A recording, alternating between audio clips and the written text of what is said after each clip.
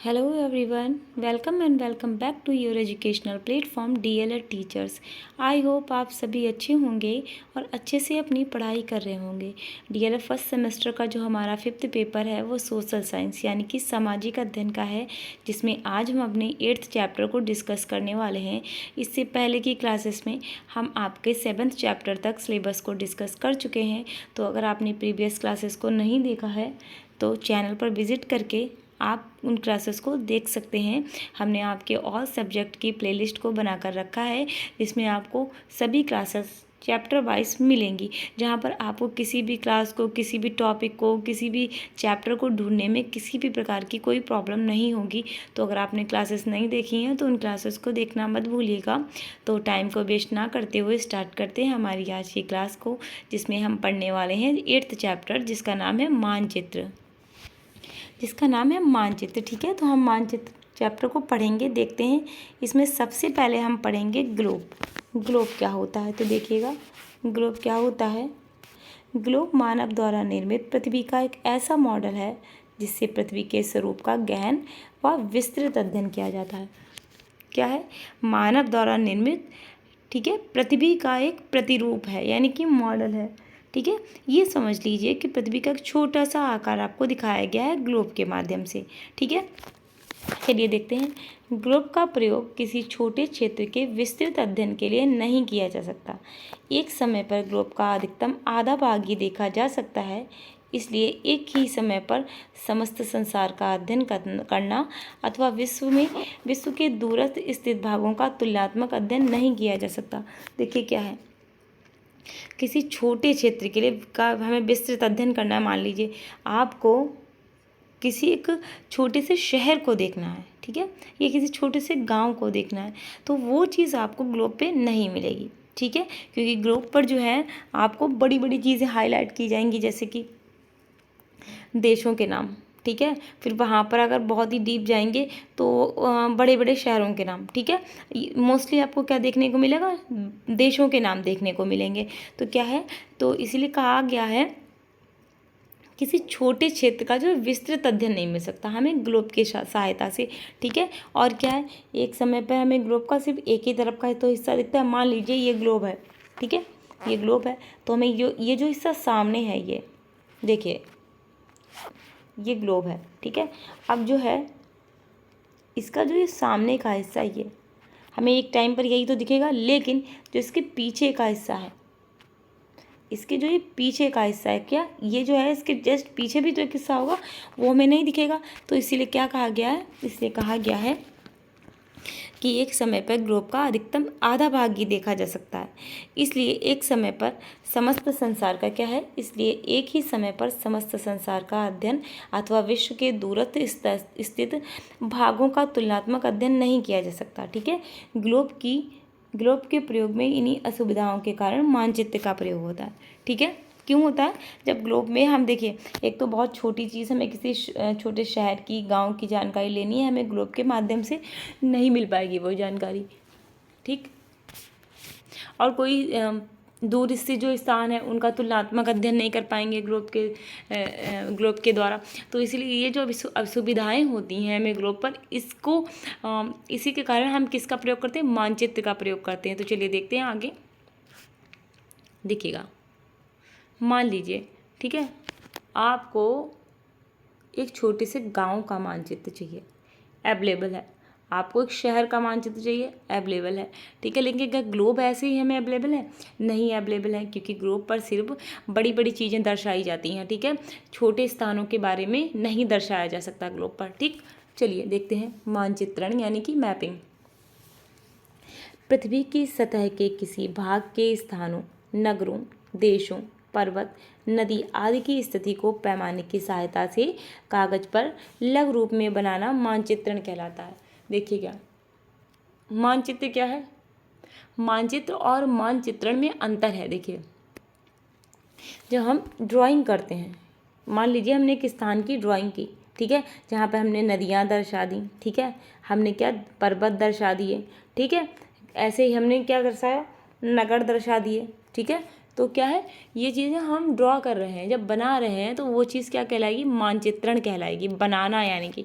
तो इसलिए कहा गया है पृथ्वी की सतह के किसी भाग के स्थानों, नगरों, देशों, पर्वत, नदी आदि की स्थिति को पैमाने की सहायता से कागज पर लघु रूप में बनाना ही क्या कहलाता है, मानचित्रण कहलाता है। ठीक, अब हम देखेंगे कि मानचित्र किसे कहते हैं, तो फिर देखते हैं। देखिएगा, मानचित्र यानी कि मैप, अर्थ क्या है, मानचित्र दो शब्दों मान और चित्र से मिलकर बना है, जिसका अर्थ है किसी माप या मूल्य के चित्र द्वारा, सॉरी एक मिनट, हाँ, मानचित्र दो शब्दों से मिलकर बना है। किससे बना है, देखिएगा मान, देखिएगा मान और प्लस चित्र, ठीक है, मान धन चित्र, दो शब्दों से बना है। ठीक है, तो क्या अर्थ होता है, जिसका अर्थ क्या होता है, जिसका अर्थ होता है किसी माप या मूल्य को चित्र द्वारा प्रदर्शित करना। ठीक है, किसी माप को या मूल्य को चित्र द्वारा प्रदर्शित करना ही क्या कहलाता है, मानचित्र कहलाता है। ठीक है, मानचित्र को अंग्रेजी भाषा में मैप कहते हैं। आप सभी को पता होगा कि मानचित्र को हम क्या कहते हैं, मैप कहते हैं। और क्या है, मैप शब्द की उत्पत्ति लैटिन भाषा के मैपा शब्द से हुई है। किस शब्द से हुई है, किस शब्द से हुई है, मैपा शब्द जो है लैटिन भाषा का शब्द है, उससे मानचित्र शब्द की उत्पत्ति हुई है। ठीक, और मैपा का अर्थ क्या होता है, कपड़े का मेज पोस्ट या टुकड़ा या फिर रूमाल। ठीक है, कपड़े का मेज पोस्ट, टुकड़ा या रूमाल। ठीक है, ये मैपा का अर्थ होता है।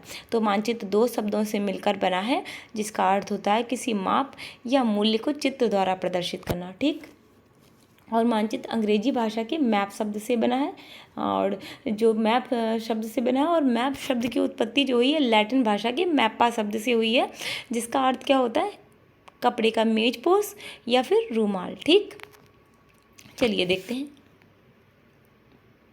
कुछ विद्वानों द्वारा दी गई मानचित्र की परिभाषाएं क्या हैं, निम्नलिखित हैं।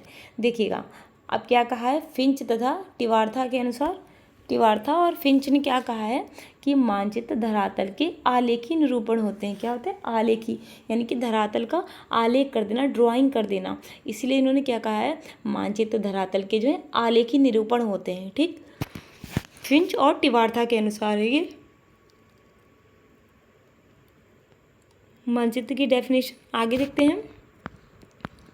देखिएगा, अब कौन है हमारे, एफ के मॉक हाउस के अनुसार, किसके, एफ जे मॉक हाउस के अनुसार इन्होंने क्या है कहा है, निश्चित मापनी के अनुसार धरातल के किसी भाग के लक्षणों के समतल सतह पर निरूपण ही मानचित्र है। क्या है, निश्चित मापनी के अनुसार धरातल के किसी भाग के लक्षणों के समतल सतह पर निरूपण ही मानचित्रण है। क्या है कि हमने एक निश्चित मापनी के अनुसार क्या किया, धरातल के किसी भाग के जो लक्षण देख लिए, समतल सतह देख ली, और क्या उसका ड्राइंग कर दिया, हमने इसके बना दिया। ठीक है, ड्राइंग बना दिया, तो वही कहा इन्होंने, उसका निरूपण है ये। ठीक, देखिएगा, मानचित्र किसी क्षेत्र की लंबाई, चौड़ाई, उसके आकार, प्रकार तथा उस क्षेत्र से संबंधित अन्य बातों की जानकारी प्रदान करता है। तो क्या करता है, देखिए आपने किसी क्षेत्र का मानचित्र देखा तो आपको बताएंगे कि हाँ इतने स्क्वायर फीट, ठीक है, इतनी लंबाई है, इतनी चौड़ाई है इसकी, इस प्रकार का आकार प्रकार है, ऐसा क्षेत्र है, ये आपको सब कुछ दर्शाया जाएगा मानचित्र। तो मानचित्र हमें ये सब जानकारियाँ प्रदान करता है किसी क्षेत्र के बारे में। ठीक, चलिए आगे देखते हैं। हम देखेंगे मानचित्र के घटक। ठीक है, मानचित्र के घटक क्या हैं, देखते हैं। मानचित्र के अध्ययन अध्यापन के लिए इसके 3 प्रमुख घटकों का व्यवहारिक ज्ञान आवश्यक है। क्या, 3 प्रमुख घटक होते हैं जिनका ज्ञान हमें आवश्यक है मानचित्र का यूज़ करने के लिए। देखते हैं, इसके बिना मानचित्र निर्माण या बिना इसके मानचित्र का निर्माण या निर्मित मानचित्र को समझना कठिन है। देखिए क्या है, 3 घटक हैं मानचित्र के। देखिए, अगर आपको उन घटकों का ज्ञान नहीं होगा, इन 3 घटकों का, तो ना तो आप मानचित्र की रचना कर पाएंगे, और अगर मानचित्र बनाया आपको दे भी दिया जाए तो आप समझ नहीं पाएंगे, अगर आपको मानचित्र के घटकों का ज्ञान नहीं है। तो क्या है घटक, देखते हैं। देखिएगा, पहला है दिशा, दूसरा है दूरी, फिर क्या है, तीसरा प्रतीक चिन्ह। मान लीजिए आपको दिशाओं का ही ज्ञान नहीं है, नहीं है, किधर नॉर्थ है, साउथ है, किधर क्या है आपको नहीं मालूम, ठीक है। किधर ईस्ट है, वेस्ट है, नॉर्थ है, साउथ है, आपको ज्ञान नहीं पता कि उत्तर दक्षिण पूर्व पश्चिम किधर है, नहीं मालूम है आपको। आप यूज़ कर पाओगे मानचित्र का? नहीं कर पाओगे, ठीक है। कर पाओगे? नहीं कर पाओगे। दूरी नहीं पता आपको, ठीक है, आप कर पाओगे? नहीं कर। अगर आपको यही नहीं पता कि इस एरो का मतलब क्या है, इस एरो का मतलब क्या है, इस एरो का मतलब क्या है, तो क्या आपको मालूम है कि आपको किस दिशा की तरफ बढ़ने के लिए कहा जा रहा है? आप यूज़ कर पाएंगे मानचित्र का? नहीं। तो इसीलिए कहा गया है अगर आपको मानचित्र के घटकों का ज्ञान नहीं है तो ना तो आप मानचित्र का निर्माण कर पाएंगे और ना ही निर्मित मानचित्र का उपयोग कर पाएंगे, ठीक है।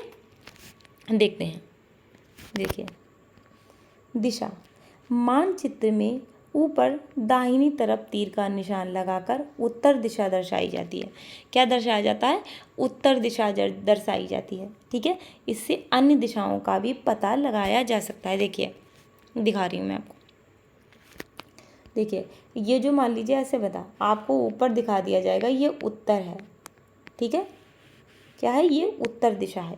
क्या हो जाएगा? तो दिशा ऐसे ही बताई जाती है कि ऊपर की ओर दाहिनी तरफ तीर का निशान लगा दिया जाता है और उस पर लिख दिया जाता है कि उत्तर, ठीक है। अब जब आपको उत्तर पता है तो आपको खुद पता चल जाएगा कि ऊपर उत्तर, इधर साइड पूरब हो जाएगा, इधर पश्चिम हो जाएगा और इधर क्या हो जाएगा? दक्षिण हो जाएगा, ठीक है। तो ऐसे आपको ज्ञान हो जाएगा। तो इसीलिए आपको एक दिशा दर्शाई जाती है जो कि ऊपर की ओर निशान लगाकर दर्शाई जाती है, उत्तर दिशा, और बाकी 3 दिशाओं का ज्ञान आपको खुद से हो जाता है उस एक दिशा के कारण। देखिए ये देखिएगा, देखिए ये बना है ना, तो ऊपर क्या होता है? उत्तर होता है हमेशा, नीचे दक्षिण, ठीक है, फिर पश्चिम इधर होता है और पूर्व इधर होता है, और फिर क्या है? यही 4 हमने ले लिए। अब अगर हमने क्या किया, देखिएगा दक्षिण और उत्तर के बीच में लगाएंगे अगर हम इस तरीके से, ये देखिएगा, अगर दक्षिण और उत्तर के बीच में हम ले जाएंगे तो ये दक्षिण पश्चिम हो जाएगा और ये उत्तर पूरब हो जाएगा, ठीक है। तो इस तरीके से मानचित्र में ये चीज़ें हमें समझाई जाती हैं। आगे देखते हैं। अब हम देखेंगे दूरी। दूरी क्या होती है? देखिएगा, मानचित्र का प्रमुख घटक क्या है? मानचित्र का प्रमुख घटक दूरी है, ठीक है। वास्तविक स्थानों की दूरी को मानचित्र पर पैमाने की सहायता से छोटा करके बताया जाता है, ठीक है। क्या है? और पैमाने का चयन अत्यधिक सावधानी पूर्वक किया जाता है तथा 2 बिंदुओं के बीच की दूरी वास्तविक रहे। यह तभी संभव है जब कागज पर एक छोटी दूरी धरातल की वास्तविक दूरी को व्यक्त करती है। इस उद्देश्य के लिए एक मापक स्केल, यानी कि मापक को बोलते हैं स्केल या मापनी का प्रयोग किया जाता है। देखिएगा क्या है, जो दूरी है बहुत ही प्रमुख घटक है किसका? मानचित्र का। और वास्तविक स्थानों की दूरी को मानचित्र पर कैसे दर्शाया जाता है? पैमाने की सहायता से दर्शाया जाता है। मान लीजिए आपको 500 किलोमीटर जाना है, तो क्या मानचित्र क्या 500 किलोमीटर का बनाया जाए? नहीं, एक पैमाना लिया जाएगा आपके लिए छोटा और उसकी सहायता से आपको 500 किलोमीटर दर्शा दिया जाएगा, ठीक है। तो इस तरीके से काम करता है मानचित्र, ठीक है। और क्या है? पैमाने का चयन अत्यधिक सावधानी पूर्वक किया जाता है तथा 2 बिंदुओं के बीच की दूरी वास्तविक रहे, ठीक है। और यह तभी संभव है जब कागज पर एक छोटी दूरी धरातल की वास्तविक दूरी को व्यक्त करती है, ठीक है। छोटी दूरी जो है वास्तविक दूरी को व्यक्त करती है, क्योंकि इस पर लिखा होता है आपको इस साइड जाना है तो 500 किलोमीटर आपको चलना है, ठीक। ये मैं एग्जाम्पल बात कर रही हूँ। चलिए देखते हैं, पैमाना या मापक 2 बिंदुओं के बीच की 2 बिंदुओं के बीच की मानचित्र पर दूरी और क्या, उन्हीं 2 बिंदुओं की धरातल पर वास्तविक दूरी, ये होता है पैमाना। जो पैमाना होता है वो इसी प्रकार से उस पर लगाई जाती हैं। ये फॉर्मूला समझ लीजिए आप, एक प्रकार जो पैमाना यूज़ किया जाता है वो इसी बेस पर यूज़ किया जाता है, क्या कि 2 बिंदुओं के बीच की मानचित्र पर दूरी क्या है और वास्तविक दूरी क्या है, ठीक है। चलिए क्या है, देखिए इस प्रकार 2 दिए गए बिंदुओं के बीच की मानचित्र पर मापी गई दूरी तथा उन बिंदुओं के बीच धरातल पर मापी गई वास्तविक दूरी के अनुपात को मानचित्र का मापक कहा जाता है। क्या कहा जाता है? मापक कहा जाता है। क्या है? 2 बिंदुओं जो स्केल पे हमने दो बिंदुओं की दूरी मापी वो, और जो वास्तविक दूरी मापी है धरातल की वो, ठीक है। क्या हो जाएगा, उसका जो अनुपात आएगा, जो मानचित्र के स्केल से हमने दूरी नापी है दो बिंदुओं की वो, और जो वास्तविक धरातल की दूरी मापी है हमने वो, इनका जो अनुपात निकलेगा वो क्या कहलाएगा, मापक कहलाएगा, ठीक है। देखिए उदाहरण देखते हैं। यदि इलाहाबाद एवं लखनऊ के बीच की दूरी 200 किलोमीटर है तो इनका प्रदर्शन मानचित्र पर कैसे करेंगे। देखिएगा क्या है, ये इलाहाबाद और लखनऊ के बीच की दूरी कितनी है, 200 किलोमीटर है। तो इसका मानचित्र पर प्रदर्शन कैसे करेंगे देखते हैं। चलिए देखिए, वास्तविक दूरी कितनी है, 200 किलोमीटर थी, हमने 1 सेंटीमीटर का पैमाना यूज़ किया, ठीक, तो 50 किलोमीटर हो गई, ठीक। और जो 50 किलोमीटर की दूरी बराबर यानी कि 1 सेंटीमीटर, तो हमने जो 50 किलोमीटर की दूरी को क्या माना है, 1 सेंटीमीटर। जो हमने 1 सेंटीमीटर का पैमाना है इसमें हमने मान लिया है 50 किलोमीटर को, ठीक है। 1 सेंटीमीटर बराबर 50 किलोमीटर, तो ठीक है, जब 50 किलोमीटर की दूरी है उसको हमने 1 सेंटीमीटर मान लिया, ठीक। और 1 सेंटीमीटर की दूरी फिर हो गई 1/50 सेंटीमीटर, कितनी हो गई, 1/50 सेंटीमीटर। अब मान लीजिए देखिए 200 किलोमीटर की जो दूरी है ये वास्तविक दूरी थी, और हमने जो दूरी मानी वो 1 सेंटीमीटर यानी कि बराबर कितनी हो गई, 50 किलोमीटर मान ली हमने। तो जो 50 किलोमीटर को 1 सेंटीमीटर के बराबर माना, ठीक है। जो 50 किलोमीटर थे उसको हमने 1 सेंटीमीटर के बराबर माना, तो क्या देखिए हम क्या करेंगे यहाँ पर, तो 1/50 और क्या वास्तविक दूरी थी, 1/50 फिर इंटू 200, ठीक है। क्या हो जाएगा, इंटू 200। देखिए ये जो 1/50 है और गुणा 200, इनमें हम गुणा करा देंगे, ठीक है, क्योंकि जो वास्तविक दूरी थी वो 200 थी और 1 सेंटीमीटर के पैमाने में हमने माना था कि 50 किलोमीटर को 1 सेंटीमीटर के इक्वली माना था, ठीक है। तो 1/50 को जब हम 200 से हम गुणा कराएंगे तो 4.0 सेंटीमीटर आंसर आ जाएगा। कितना आ जाएगा, 4.0 सेंटीमीटर। आगे देखते हैं हम। देखिएगा पैमाना हमारा कितना था, 1 सेंटीमीटर, और 1 सेंटीमीटर को हमने माना था 50 किलोमीटर, ठीक है, ठीक है। चलिए देखते हैं आगे, आगे देखेंगे हम। अब देखिएगा 1 सेंटीमीटर माना था और 50 था उसके बराबर में, फिर हम इसको क्या करेंगे, गुणा कर देंगे, किससे, 10,000 से, ठीक है। रुकिएगा, हाँ देखिएगा 10,000 से हम गुणा करेंगे 50 की, ठीक है।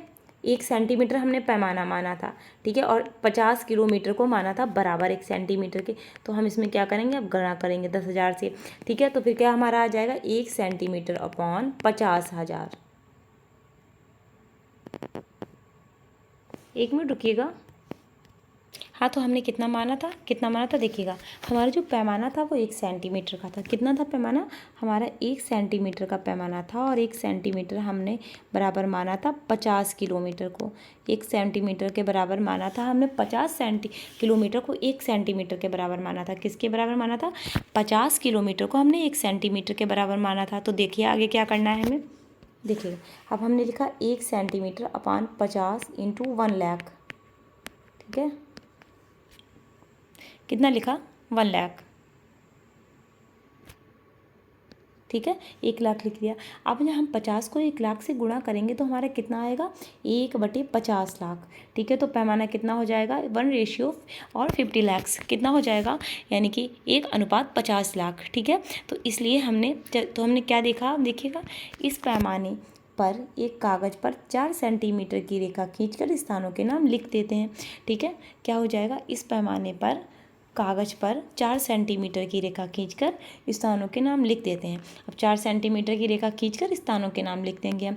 तो ये दिखाया गया है कि आपको इतनी बड़ी दूरी को हम एक छोटे से स्केल की सहायता से कैसे माप के दिखाते हैं वास्तविक दूरी की तरह, ठीक है। चलिए देखते हैं, अब देखेंगे हम मापक के प्रकार। मापक के प्रकार कितने होते हैं, देखिए मानचित्र में दो प्रकार के मापकों का प्रयोग किया जाता है। कौन सा? पहला होता है हमारा दीर्घ मापक मानचित्र। तो क्या है इसमें? जब कभी एक छोटे क्षेत्रफल वाले भाग जैसे आपके गांव या शहर को कागज पर दिखाना हो तब बड़े पैमाने का प्रयोग किया जाता है। क्या होता है देखिएगा, याद रखिएगा, जब दीर्घ मापक का प्रयोग करेंगे हम, दीर्घ मापक मानचित्र का प्रयोग किसके लिए करेंगे? छोटे क्षेत्रों का प्रदर्शन करने के लिए, जैसे कि गाँव हो गया, आपका शहर हो गया, ठीक है। जो जितने छोटे क्षेत्र हैं उनके लिए हम हमेशा दीर्घ मापक का प्रयोग करेंगे। देखते हैं, देखिएगा 500 मीटर की दूरी को मानचित्र पर 5 सेंटीमीटर से दर्शाया जाता है। वही मैंने आपको बताया कि 1 सेंटीमीटर, तो हम क्या देखिएगा 1 सेंटीमीटर को हम क्या करते हैं 50 किलोमीटर। 1 मिनट रुकिएगा, देखिए मैंने आपको ये दिखाया था, देखिए ये देखिएगा, तो हमने क्या मान लिया था, देखिए 1 सेंटीमीटर की जो दूरी थी इसको हमने 50 सेंटीमीटर माना था। 1 मिनट रुकिएगा, मैं क्या बोल रही हूँ, 50 किलोमीटर की दूरी को हमने 1 सेंटीमीटर के बराबर माना था। किसके बराबर माना था? जो 50 किलोमीटर की दूरी को 1 सेंटीमीटर के बराबर माना था, वही बात यहाँ पर कही जा रही है। देखिएगा जो 500 मीटर की दूरी को मानचित्र पर, देखिए 500 मीटर की जो दूरी को हम मानचित्र पर दर्शाएंगे तो क्या 5 सेंटीमीटर से दर्शाएंगे, ठीक है, 5 सेंटीमीटर से दर्शाएंगे। अब हमारा हो गया दीर्घ मापक मानचित्र। अब हम देखेंगे लघु मापक मानचित्र। देखिएगा जब कभी बड़े क्षेत्रफल वाले भागों जैसे महाद्वीपों या देशों को कागज पर दिखाना होता है तब लघु मापक या मापनी का प्रयोग किया जाता है। देखिएगा जो दीर्घ मापक होता है उसका प्रयोग हम करते हैं छोटे स्थानों को दिखाने के लिए, जैसे कि गांव हो गया, शहर हो गया। लेकिन जब किसी बड़े भाग को हमें दिखाना होता है मानचित्र पर तो हम लघु मापक मानचित्र का प्रयोग करते हैं, जैसे कि महासागर, महाद्वीप, ठीक है, ऐसे किसी देश के बारे में, विश्व के बारे में हमें दर्शाना होता है तो वहाँ पर हम लघु मापक मानचित्र का प्रयोग करते हैं। कैसे? यदि किसी स्थान के 500 किलोमीटर को मानचित्र पर 5 सेंटीमीटर से दर्शाते हैं तो इसे लघु मापक वाला मानचित्र कहते हैं। देखिए कैसे? जैसे 500 किलोमीटर का कोई है एरिया आपका, ठीक है, कोई स्थल है, कोई क्षेत्र है 500 किलोमीटर का, उसको हम मानचित्र पर 5 सेंटीमीटर से दर्शाते हैं। बहुत बड़ा था, 500 किलोमीटर बहुत बड़ा, फिर 5 सेंटीमीटर से हमने उसे दर्शाया तो ये क्या हो जाएगा? लघु मापक वाला मानचित्र कहलाएगा। ठीक है, चलिए आगे देखते हैं। दूरी और दिशा हो गया। अब हम क्या देखेंगे? प्रतीक चिन्ह। देखिएगा प्रतीक चिन्ह मानचित्र का तीसरा प्रमुख घटक प्रतीक है। ये की नहीं होगा, यहाँ पर का होगा, ठीक है। मानचित्र का तीसरा प्रमुख घटक प्रतीक है। मानचित्र पर विभिन्न आकृतियों जैसे भवनों, सड़कों, पुलों, वृक्षों, रेल की पटरियों तथा अल्प स्थानों को प्रतीकों की सहायता से दर्शाया जाता है। ठीक है, क्या है? प्रतीकों की सहायता से दर्शाया जाता है। तो मानचित्र का तीसरा सबसे प्रमुख घटक कौन सा है? क्या है? प्रतीक चिन्ह है। और क्या है? देखिएगा जैसे भवन हो गए, सड़क हो गया, पुल हो गया, मंदिर हो गया, मस्जिद हो गई, इन सबको प्रतीकों की सहायता से दर्शाया जाता है मानचित्र पर। ठीक है, चलिए देखते हैं हम। देखिए अब हम रेलवे लाइन को कैसे दर्शाएंगे। देखिएगा हम देखते हैं रेलवे लाइन का चित्र। देखिए जब हम बड़ी लाइन को दर्शाएंगे तो इस प्रकार से दर्शाएंगे, मीटर लाइन को ऐसे दर्शाएंगे और क्या है? रेलवे स्टेशन को हम ऐसे दर्शाएंगे। ठीक है, फिर सड़कें देखिए, ये है पक्की सड़क का निशान, ये है कच्ची सड़क का निशान। ठीक है, क्या है? ये बड़ी लाइन हो गई, ये मीटर लाइन हो गई, ये रेलवे स्टेशन हो गया, ये पक्की सड़क, ये कच्ची सड़क। फिर क्या है? सीमा देख लेते हैं। देखिएगा अंतर्राष्ट्रीय सीमा दर्शानी तो ऐसे, राज्य की सीमा दर्शानी है तो ऐसे, और ज़िले की सीमा दर्शानी है तो ऐसे। ठीक है, नदी को हम ऐसे दर्शाएंगे, कुएं को ऐसे दर्शाएंगे, तालाब को ऐसे, नहर को ऐसे और पुल को ऐसे दर्शाएंगे। तो ये सब क्या है कि सब सिंबल्स हैं, प्रतीक हैं, जिनको हम मानचित्र पर दर्शाते हैं। चलिए आगे देखते हैं। देखिएगा हम मंदिर को ऐसे दर्शाएंगे, गिरजाघर को ऐसे यानी कि चर्च को, मस्जिद को ऐसे और छतरी को ऐसे दर्शाएंगे। ठीक है, आगे देखते हैं, देखिएगा पोस्ट ऑफिस को ऐसे, पोस्ट एंड टेलीग्राम ऑफिस को ऐसे, और पुलिस स्टेशन को PS लिख देते हैं। ठीक है, ये हैं हमारे तरीके, क्या है, प्रतीक चिन्ह, क्या है हमारे, ये प्रतीक चिन्ह है। ठीक है, प्रतीक चिन्ह है। आगे देखते हैं हम,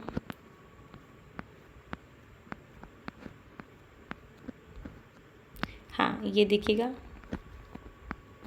आगे हम जो है देखिएगा, बस्ती को हम ऐसे दर्शाएंगे, कब्रिस्तान को ऐसे दर्शाएंगे, पेड़ को ऐसे दर्शाएंगे और घास को हम ऐसे दर्शाएंगे। ठीक है, तो देखते हैं आगे, परंपरागत चिन्हों के साथ साथ मानचित्रों में रंगों का प्रयोग कर प्राकृतिक व सांस्कृतिक भूदृश्यों का प्रदर्शन किया जाता है।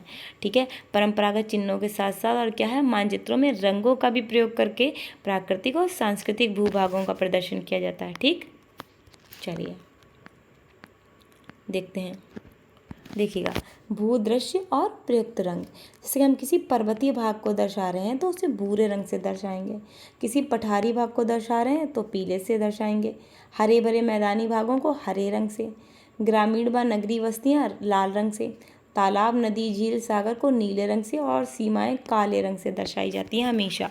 ठीक है, तो देखिए ऐसे ना मानचित्र पर जो कलर्स यूज़ किए जाते हैं किसके लिए, जब हम किसी पर्वतीय भाग को दर्शाएंगे तो हमेशा भूरे रंग से दर्शाएंगे, पठारी भाग को दर्शाएंगे तो हमेशा पीले रंग से दर्शाएंगे। ठीक है, जैसे आपने सुना होगा कि दक्कन का पठार, ये क्वेश्चन आपसे सीटेट में भी पूछ लेते हैं कि दक्कन का पठार किस कलर का है, तो हमेशा पीले रंग में पठार दर्शाए जाते हैं। ठीक है, और हरे भरे मैदानी भागों को सिंपल है हरे रंग से ही दर्शाएंगे, और ग्रामीण और नगरीय बस्तियाँ उनको हम लाल रंग से प्रदर्शित करेंगे, और ताल नदी झील सागर को नीला रंग, और जो सीमाएं होंगी उनको हम काले रंग से प्रदर्शित करेंगे। ठीक है, आगे देखते हैं, हम देखेंगे मानचित्र के प्रकार, क्या देखेंगे, मानचित्र के प्रकार देखेंगे। देखिएगा, मानचित्र वर्गीकरण के निम्नलिखित मुख्य आधार होते हैं। क्या होते हैं, मानचित्र का जो वर्गीकरण करते हैं उसके आधार क्या होते हैं, देखिए मापनी के आधार पर करते हैं, स्थलाकृति के आधार पर करते हैं, और उद्देश्य के आधार पर मानचित्रों का वर्गीकरण किया जाता है। किसके, मापनी के आधार पर किया जाता है, स्थलाकृतिक लक्षणों की मात्रा के अनुसार पर किया जा सकता है, और उद्देश्य के आधार पर किया जाता है। ठीक है, आगे देखते हैं हम, देखिएगा मापनी के आधार पर देखते हैं हम। 2018 में आपसे क्वेश्चन पूछा गया है कि मापनी के आधार पर मानचित्रों के वर्गीकरण को समझाइए। देखते हैं, मापनी के आधार पर मानचित्र को मुख्यतः 2 प्रकार से वर्गीकृत किया जाता है। ठीक है, मैंने अभी आपको बताया था थोड़ा इसके बारे में। तो पहला क्या है, लघु मापनी मानचित्र। ठीक है, और दूसरा क्या है, दीर्घ मापनी मानचित्र। क्या है, दीर्घ मापनी मानचित्र। ठीक है, पहला क्या है, लघु मापनी और दीर्घ मापनी। देखिएगा, जो लघु मापनी है मानचित्र उसका हम प्रयोग काहे के लिए करते हैं, बड़े स्थानों के लिए। ठीक है, बड़े स्थानों को दर्शाने के लिए, जैसे कि महासागर, महाद्वीप, कोई देश हो गया, तो वहाँ पर हम लघु मापक मापनी का प्रयोग करते हैं। और जो दीर्घ मापनी मानचित्र हैं उनका प्रयोग काहे के लिए करते हैं, गाँव के लिए करते हैं, शहर के लिए करते हैं। ठीक है, छोटे स्थानों के लिए करते हैं। दूसरा क्या है हमारा, स्थलाकृतिक लक्षणों की मात्रा के आधार पर मानचित्र। क्या है, स्थलाकृतिक लक्षणों की मात्रा के आधार पर मानचित्र। ठीक है, देखते हैं स्थलाकृतिक मानचित्र क्या होते हैं। देखिएगा, इस प्रकार का मानचित्र किसी क्षेत्र की भू आकृतियों जैसे कि पहाड़, मैदान और घाटियों को दर्शाता है। क्या है, स्थलाकृतिक मानचित्र जो है वो क्या करता है, भू आकृतियों को दर्शाता है, पहाड़ को दर्शाता है, मैदान और घाटियों को दर्शाते हैं स्थलाकृतिक मानचित्र। और भौतिक मानचित्र क्या करते हैं, देखिएगा इस प्रकार का मानचित्र किसी क्षेत्र के कुआं, नदियों, झीलों, झरनों और महासागरों को अलग अलग रंगों से दर्शाया जाता है। ठीक है, इस मानचित्र के द्वारा क्या किया जाता है, किसी क्षेत्र के कुओं को, नदियों को, झीलों को, झरनों को और महासागरों को अलग अलग रंगों से दर्शाया जाता है इस प्रकार के भौतिक मानचित्र में। ठीक है, आगे देखते हैं, प्लेनिमैटिक या समतल मानचित्र देखते हैं। इस प्रकार के मानचित्र में भू सतह पर मौजूद क्षैतिज तत्वों जैसे कि सड़कों, इमारतों, जल निकाय, पार्क आदि को दर्शाया जाता है। प्लेनिमैटिक या समतल मानचित्रों में क्या दर्शाते हैं, भू सतह को दर्शा देते हैं। ठीक है, तत्वों को जैसे कि सड़क, इमारत, जल निकाय और पार्कों को दर्शाते हैं किसमें, प्लेनिमैटिक यानी कि समतल मानचित्र में। ठीक, देखते हैं। उद्देश्य के आधार पर मानचित्र देखते हैं, चलिएगा। देखिएगा, उद्देश्य के आधार पर प्राकृतिक मानचित्र, राजनैतिक मानचित्र, खगोलीय मानचित्र, जलवायु और मौसम मानचित्र, मृदा मानचित्र, वनस्पति मानचित्र, सांस्कृतिक मानचित्र और ऐतिहासिक मानचित्र। ये किसके बेसिस पे हैं? उद्देश्य के बेसिस पे। ठीक है, उद्देश्य के आधार पर इतने भागों में हम बांटते हैं मानचित्र को। प्राकृतिक, राजनैतिक, खगोलीय, जलवायु व मौसम मानचित्र, मृदा मानचित्र, वनस्पति मानचित्र, सांस्कृतिक मानचित्र और ऐतिहासिक मानचित्र। ठीक, चलिए आगे देखते हैं। आगे हम देखेंगे मानचित्र के उपयोग। 2016 में आपसे यहाँ से क्वेश्चन पूछा गया है कि मानचित्र के उपयोगों के बारे में बताइए। चलिए देखते हैं। मानचित्र का उपयोग करके लोग अपने गंतव्य तक पहुंचने के लिए मार्ग ढूंढ सकते हैं। आपने देखा होगा, गूगल मैप लगा लेते हैं और हम कहीं भी चले जाते हैं, तो ये मैप ही तो है, वो भी तो मानचित्र है। ठीक है, तो क्या करते हैं, हम अपने गंतव्य तक पहुंच जाते हैं गूगल के मैप की सहायता से। तो वैसे ही बताया गया है आपको कि मानचित्र का उपयोग करके लोग अपने गंतव्य तक पहुँचने के लिए मार्ग ढूंढ सकते हैं। ठीक, मानचित्र शिक्षा में उपयोगी होते हैं, खासकर भूगोल और इतिहास की शिक्षा में। ठीक है, पढ़ाने के लिए। ठीक है, और दूसरा देखते हैं, मानचित्र का उपयोग शहरों, देशों और अन्य क्षेत्रों की भौगोलिक स्थिति को समझने में मदद करता है। ठीक है, क्या है देखिएगा, पहले तो हमें गंतव्य तक पहुंचा सकता है, शिक्षा में महत्वपूर्ण है, और किसी देश की या किसी स्थान की भौगोलिक स्थिति क्या है इसको समझने में भी हेल्प करता है मानचित्र। ठीक है, आगे देखते हैं।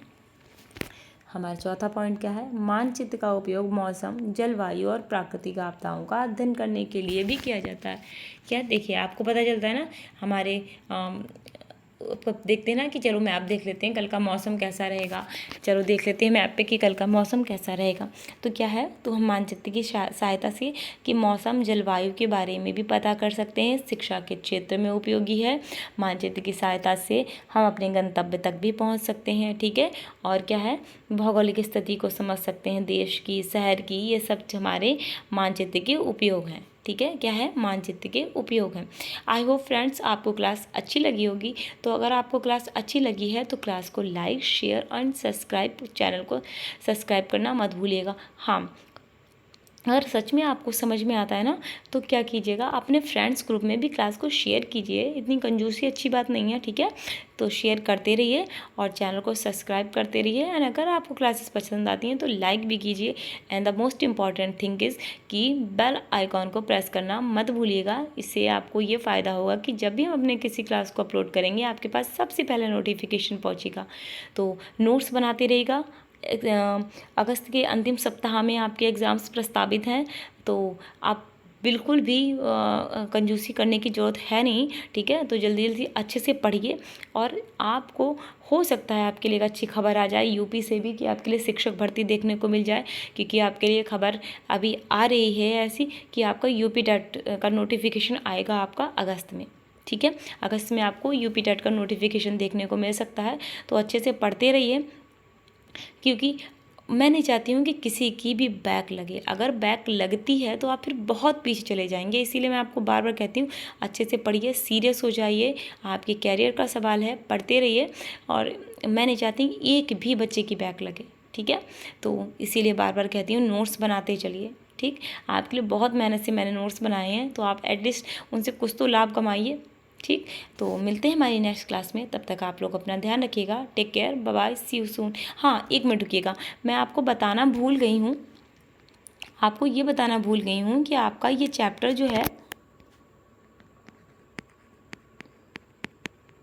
कंप्लीट हो गया है। ठीक है, आपका ये चैप्टर कंप्लीट हो गया, ये मैं बताना आपको भूल गई। ठीक है, तो अब हमारे नेक्स्ट क्लास में हम अपने नेक्स्ट चैप्टर के साथ आपसे मिलेंगे। तब तक आप लोग अपना ध्यान रखिएगा। Take care, bye bye, see you soon, bye bye.